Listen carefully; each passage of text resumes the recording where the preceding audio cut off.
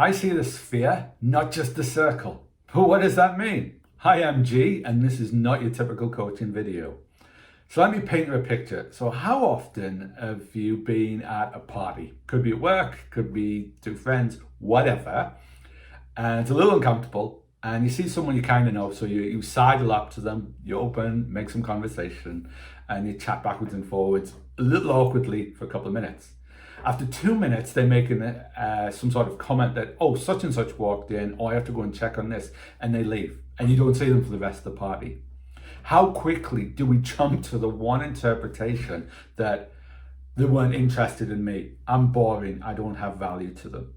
You know, those quick interpretations, often very seductive, often unidirectional, self-deprecating interpretations, right? But where does that come from? Well, let me tell you a little bit about that. They come from based on our own version of our truth. So it's our own personal truth that we've developed throughout our whole lives based on our knowledge, our experiences, our beliefs, our values that allow us to interpret and make sense of the world. So when something like that happens, we bring everything that we've got inside and we make one interpretation for why that most likely, in our opinions, has happened. But what if that's not the truth? What if there's more than one interpretation, right? So to demonstrate this, I've got a couple of props here. I have something to represent my sphere, so there's a nice colored ball here. And I have a 2D representation of the circle of the ball, right? Very different. So I'm going to use the circle first. So when we make one interpretation of things, we see things from only one side, right?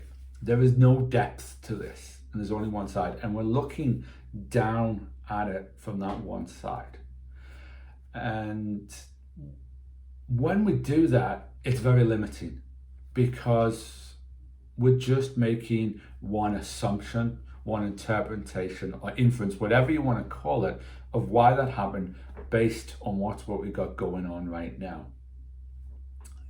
And it may not be true. It absolutely, actually in most cases, may not be true. When we switch it up to a sphere, things start to change.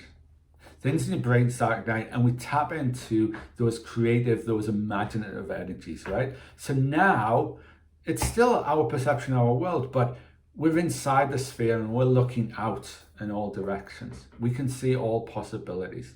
And through all possibilities, all possible interpretation for the why that just happened. So let's go back to the party. They made a comment and they've moved away. We interpret that we just weren't interested or we didn't have value to them. But it could be that they're helping the host out with the party and the caterer just walked in. It could be there's a friend they haven't seen for 2 years walked in and they're dying to see them.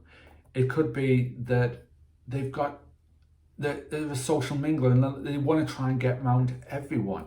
It could be multiple possibilities, not just one, that are part of that bigger truth, the big truth for why they just made a decision and walked off and did whatever they were going to do.